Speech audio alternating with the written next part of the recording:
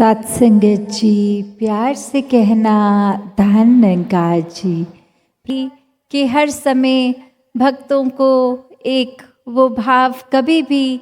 इस परमपिता परमात्मा अल्लाह गॉड जिस नाम से भी जानना चाहें उसके प्रति सिर्फ और सिर्फ एक सत्कार का ही भाव रहता है, ये जानते हुए कि ये कभी कुछ गलत नहीं कर सकता। एक हमारी ही सोच है जो कभी एक जीवन में कोई चीज़ मिलने के लिए अगर लग रहा है कि स्ट्रगल है और मन में इच्छा है तो वो एक अपने दिमाग में बना लेते हैं कि ये व्यक्ति मिल जाए तो जीवन खुशहाल हो जाएगा, ये वस्तु मिल जाए तो जीवन अच्छी हो जाएगा। और कोई सामान, कोई घर किसी तरह से भी एक दिमाग में बना लेते हैं कि अभी हमारा जीवन अच्छा नहीं है, खुशी नहीं है क्योंकि कोई चीज़ मिसिंग है। और फिर वो वस्तु, वो इंसान, वो चीज़, वो सामान मिल भी जाए तो कुछ समय बाद फिर वही बात कि अब उस इंसान का तो जीवन में आना हो गया पर अब भी खुशी नहीं है, वो सामान जो चाहिए था वो भी मिल गया फिर भी खुशी नहीं है। तो बात वही कि कोई चीज़ एक कुछ पल के लिए अच्छा महसूस करा देती है पर कैसे हर समय के लिए एक रस रहने वाला, एक खुशी जो कुछ हो ना हो उससे ऊपर की अवस्था, ये आनंद की अवस्था है कि जो चीज़ हम अगर आधार ही बना लेंगे संसार में कि खुशी इस चीज़ से मिलनी है तो संसार की हर चीज़ की कोई ना कोई एक्सपायरी डेट है, चाहे वो इंसान हो चाहे वो सामान हो। आज वो चीज़ है कल नहीं, अभी शाम है कुछ देर में रात, सुबह, सब बदलता रहता है। तो सिर्फ और सिर्फ क्या वो एक चीज़ है जो हर समय के लिए सच है, वो ट्रूथ की बात कि कभी वो झुटलाई नहीं जा सकती, वो सच्चाई ये परमात्मा है कि एक जीवन में हर समय ये उतना ही है, ना ये घटता है ना ये बढ़ता है, ना ये एक कोई अपना आकार लेकर एक उस तरह से शेप साइज में बंधा नहीं, ना ये जलता है ना ये कटता है। तो ये जो एग्जिस्टेंस है, ये ट्रूथ, तो कैसे हर समय जब इसके ऊपर ही अपने आप को जीवन में आधारित कर देंगे तो मन में कोई अवस्था दुख नहीं दे सकती, कोई अच्छी बात इतनी खुशी भी नहीं देगी कि एक अपनी सुध बुध खो के उसमें इतने खुश हो जाएं कि फिर वो सामान, वो चीज़, वो इंसान जीवन में नहीं हो तो मन उदास हो जाएगा। क्योंकि भक्त जानते हैं जो हर चीज़ देता है ये परमात्मा, जिसने चाहे हमें हमारा शरीर दिया,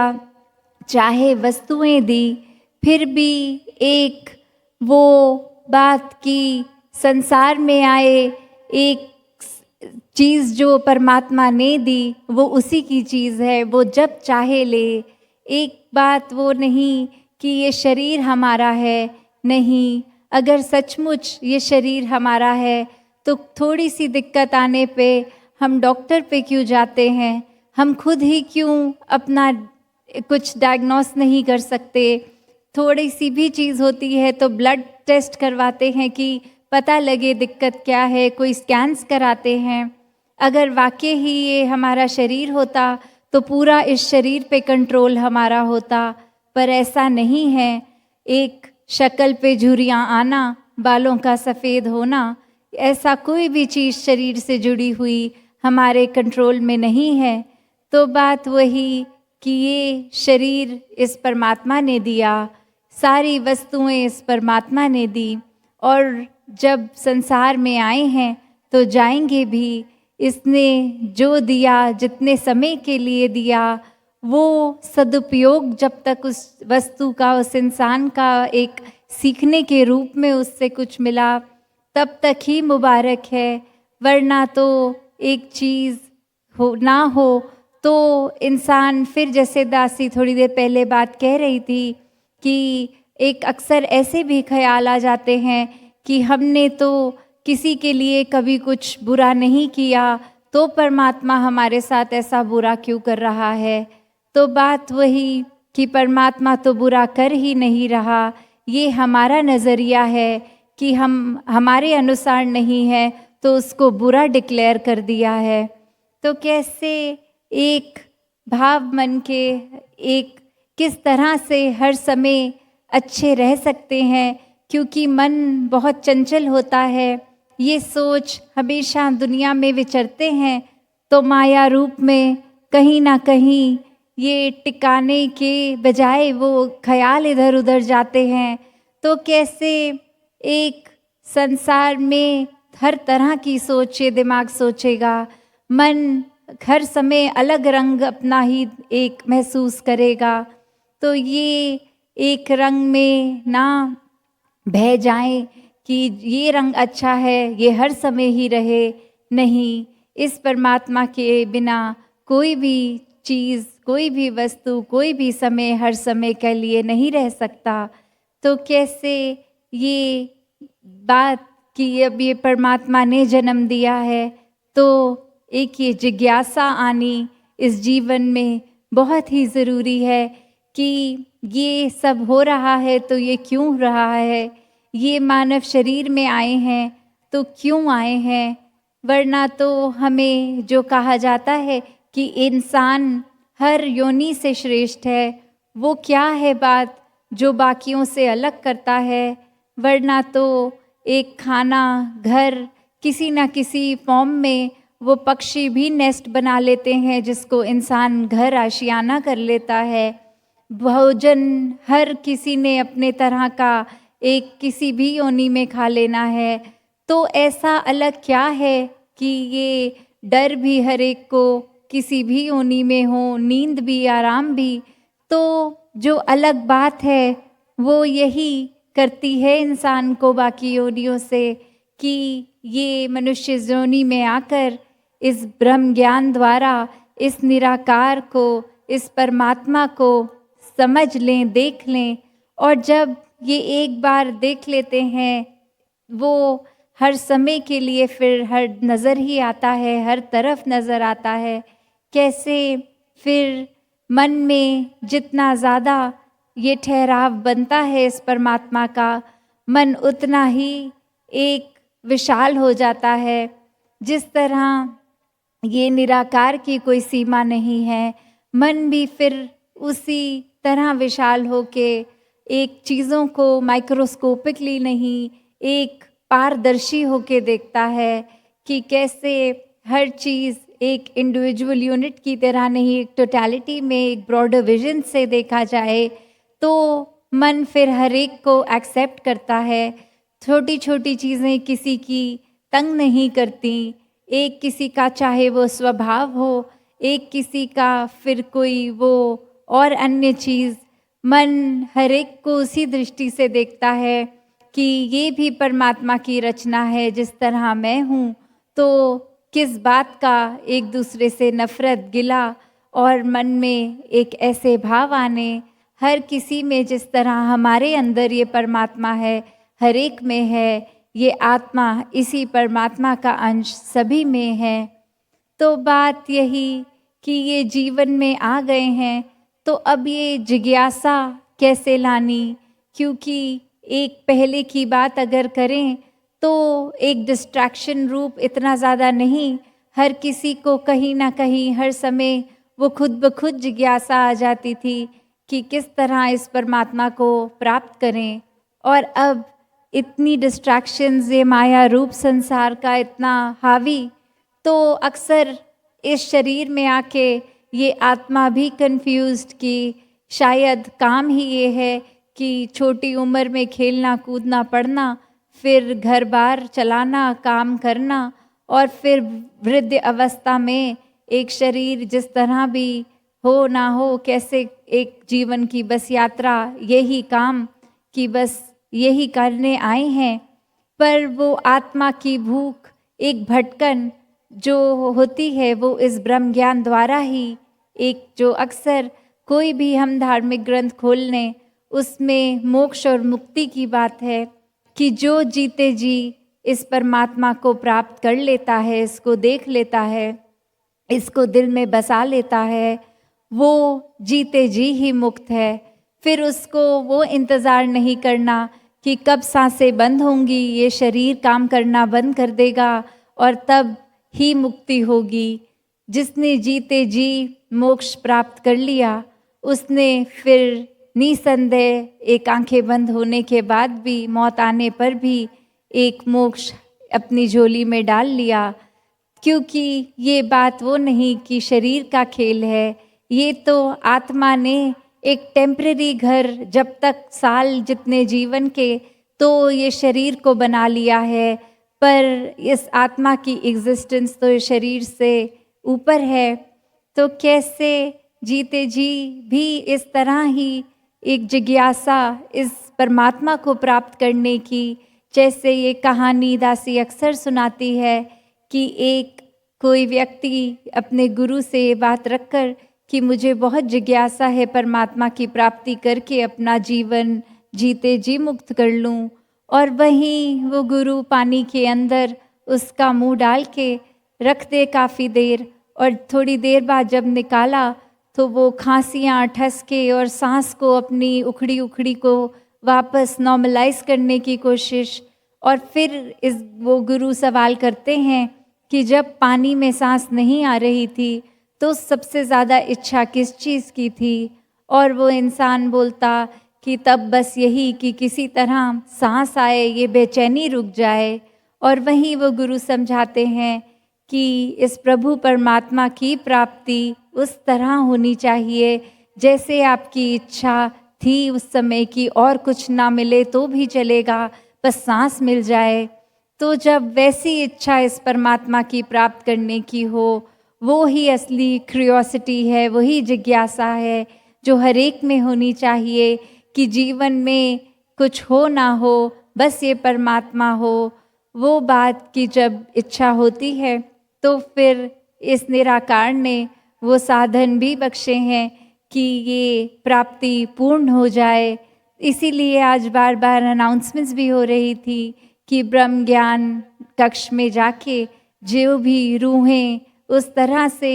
अपने जीवन की भटकन को दूर करना चाहते हैं, वो इस परमात्मा के दर्शन करके जीते जी भी अपनी खुशहाली कर लें, और फिर जीवन खत्म होने पे भी एक खुशहाल ही रहें। और फिर बात वही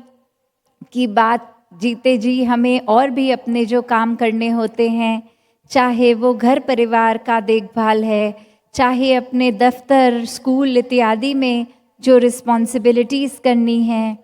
तो फिर जीते जी क्या हम सिर्फ भक्ति करें और ऐसा काम त्याग दें? नहीं, एक भक्ति गृहस्थ में समाज में रहकर ही करी जाती है। अपने घर में जिस तरह हम हर समय कुछ ना कुछ अगर कर भी रहे हैं तो साथ ही ये भक्ति अपने आप ही हो रही है। जिस तरह ये दिल की धड़कनें, ये सांसें, ये पलक झपकना, कोई अलग समय नहीं निर्धारित करना पड़ रहा कि हम 1 घंटा पलक झपका लेंगे, हम 1 घंटा अपने दिल को धड़का लेंगे। नहीं, ये तो हम चाहे कोई कार्य कर रहे हैं, हम ये दिल भी उसी तरह धड़क रहा है, ये पलक भी उस तरह झपक रहे हैं हम। तो उसी तरह ये दातार से प्यार, ये भक्ति एक कोई भी कार्य करते हुए साथ ही की जा सकती है, और वही असली प्रेमा भक्ति बन जाती है जब हर कार्य से फिर प्यार हो जाए, हर इंसान से प्यार हो जाए, और उसका बेस ही ये हो कि ये निराकार के एहसास में किया गया काम था, तो अब ये काम नहीं रहा, ये सेवा बन गई। ये दिल में किसी के लिए एक अरदास रूप का आना, एक दिल से परोपकार पूरे संसार के लिए आना, तो बात वही जैसे हम अक्सर सुनते हैं, ए मेरे मन सुमिरन कर ले। तो वो बात ये नहीं कही गई कि ए जीभ सिमरन कर ले, ए शब्दों द्वारा सिमरन कर लो। नहीं, मन को कहा जा रहा है कि मन में इस दातार का एहसास करके सिमरन करो, वरना तो वो शब्द शब्द ही रह जाएंगे। जब इस एहसास के द्वारा किया जाएगा वो महसूसियत, तो वो एक सिर्फ अपने तक ही नहीं, वो भाव फिर पूरे संसार के कल्याण के बन जाते हैं। जब मन में दातार हो और सुमिरन करके, सेवा करके, सत्संग करके, फिर वो चाहे हम जीते जी भी ये भक्ति हर समय कर सकते हैं। फिर जो आज बात बार सुन रहे हैं हम, रूहानियत और इंसानियत संग संग, तो वो बात भी कि एक जीवन में सिर्फ इंसानियत, ये ह्यूमन वैल्यूज़, एक ये अच्छा इंसान बनना ही फिर ये क्या है कि क्या हम अगर अच्छे कर्म कर रहे हैं, अच्छे इंसान बन गए हैं, तो क्या एक जीवन का लक्ष्य पूरा हो गया? वो इंसानियत के गुण पूरी तरह भी मन में तभी बस पाते हैं जब इस रूहान, इस परमात्मा का जो वास है हमारे अंदर हो जाता है। वरना तो वही जैसे कहा गया है, every soul is potentially divine, कि कैसे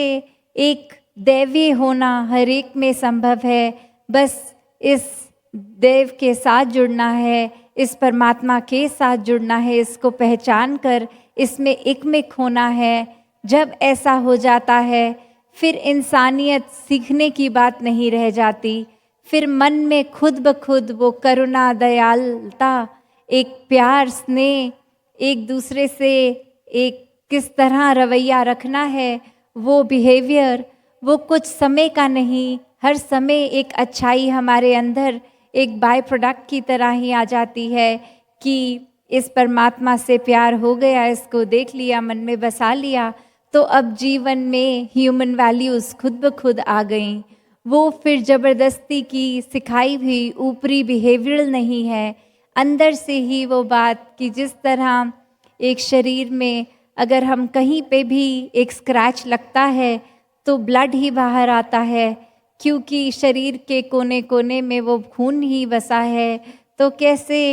कहीं से भी स्क्रैच करेंगे, खून नहीं आना है। वहीं उसी तरह एक अगर इंसानियत अंदर भर गई, क्योंकि ये रूहान अंदर बसा है, ये परमात्मा बसा है, तो अंदर से हर समय ही चाहे कोई स्थिति हो, कुछ भी हो, अंदर जो है वही बाहर आना है। तो ऐसी अच्छाई, हर समय की अच्छाई हर किसी के हिस्से में रहे।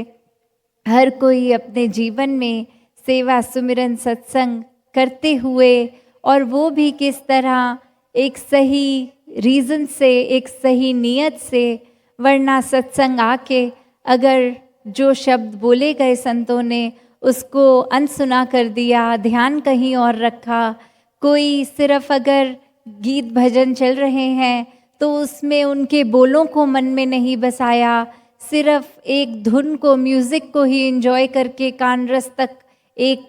उस समय का टेम्पररी एक झूम लिया। पर ये सही वजह नहीं है कि सत्संग सिर्फ अपने आप को दुनिया की चीज़ों से काटने के लिए आओ। नहीं, सत्संग तो इसलिए है कि सत्संग में संत हैं, संतों का संग करने से जीवन में असली परिवर्तन आता है। उनके बोलों को एक सिर्फ ऊपरी ऊपरी ना सुन के जी कर जीवन बदला जा सकता है। और जो अपने जीवन को इस तरह बदल लेते हैं वो सिर्फ और सिर्फ इस वजह से कि एक सिर्फ प्रथा की तरह नहीं सेवा, सुमिरन, सत्संग कर रहे, वो वाकई ही इस परमात्मा को अंग संग देख रहे हैं, मन में बसा के हर किसी में, पूरी सृष्टि में इस परमात्मा को देख रहे हैं, पूरे ब्रह्मांड में देख रहे हैं, और फिर हर कार्य को सही उद्देश्य से कर रहे हैं।